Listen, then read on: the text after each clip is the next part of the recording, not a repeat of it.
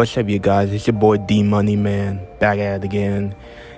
And this time, we're going to be talking about the Blue Beetle review. We're going to review the movie Blue Beetle. Let's get into it. So, let's talk about the story. Now, the story in this film is about Jaime Reyes. He's a kid who just graduated out of college, and now he's going back to his hometown, Panama City, I think was called, or something. And then him and his family are struggling financially and finna lose their house, so he's go ahead and gets a job at Cord Industries, run by Victoria Cord, and then also by her daughter, Jenny Cord, the daughter of Ted Cord, who was the original Blue Beetle before Jaime Reyes. So then he decided to work there until Jenny breaks in the lab because they're trying to build indestructible robots.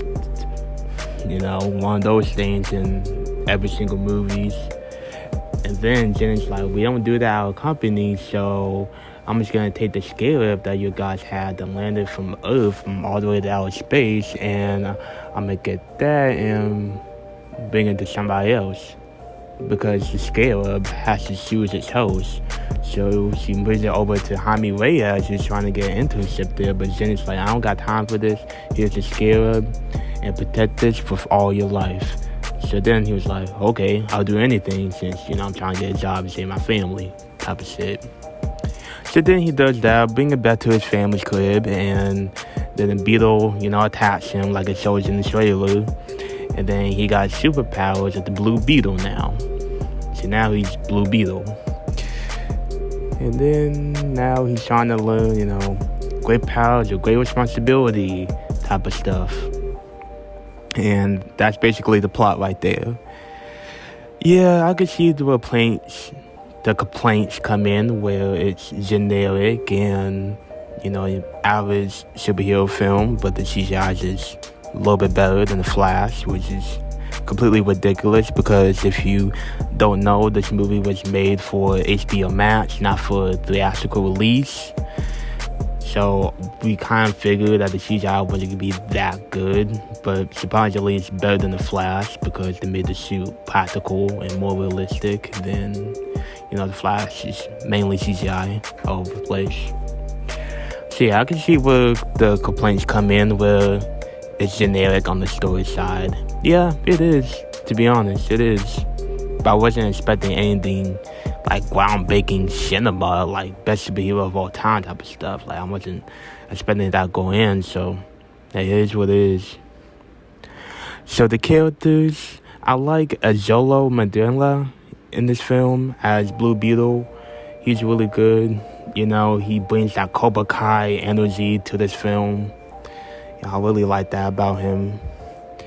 And then we got George Lopez voicing playing Uncle Rudy in this film. It's really good. He's actually one of the best parts in the film, him and Azolo. Really cool uncle and nephew dynamic going on. I really like that in this film. His sister was alright, didn't really care that much. But his family was okay. They're fine. And then you got Jenny Cord in this film, the daughter of Ted Cord. She was good. Again, she was fine in this film. And then you got the post-credit scene. And the post-credit scene is pretty good. It's surprising on the least. Oh, spoilers, by the way. But Ted Cord, the original Blue Beetle, is alive somehow. That was a spoiler, by the way. And also that he's apparently going to be played by Jason Sudeikis. So we'll see how that goes in the future, the DCU. Oh, by the way, this is the first character that will be launching over into the DCU. Confirmed by not only Azolo himself, but also James Gunn. And later on down the line, he's going to team up with Booster Gold in the Booster Gold TV show on HBO Max. Or should I say Max now. But yeah, but Question seems pretty good. I'm sad to see that he will chance over to the future, but I guess we'll see how the box office goes since you know, it's determined on that if he will get a sequel in the movie or not. Also, as Zolo confirms that the green scarab, again spoilers, the green scarab in the movie was actually not a green scarab, it was a green lantern. He didn't confirm which one it is, so it could be just anybody, but turns out details are further saying that it's a green lantern ring. It's the ring of the lanterns, not really a person.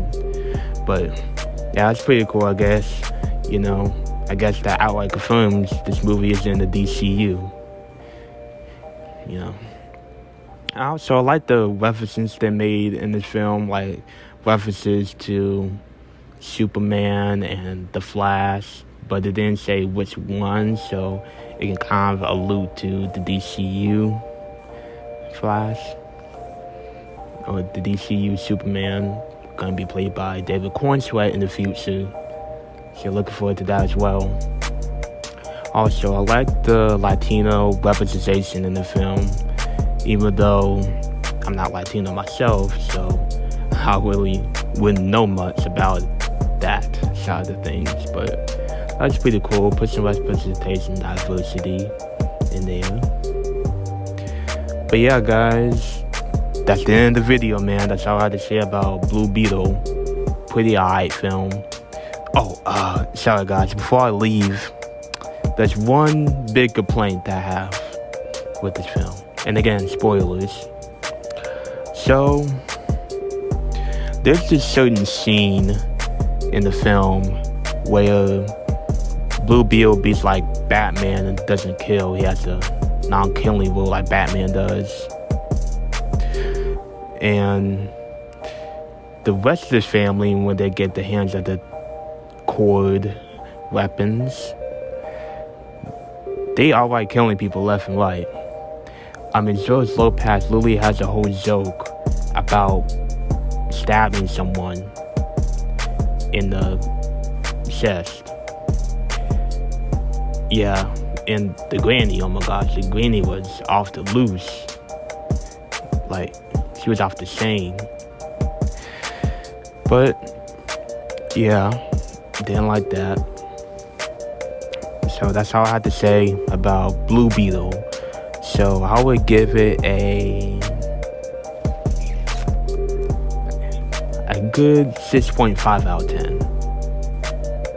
Film's average.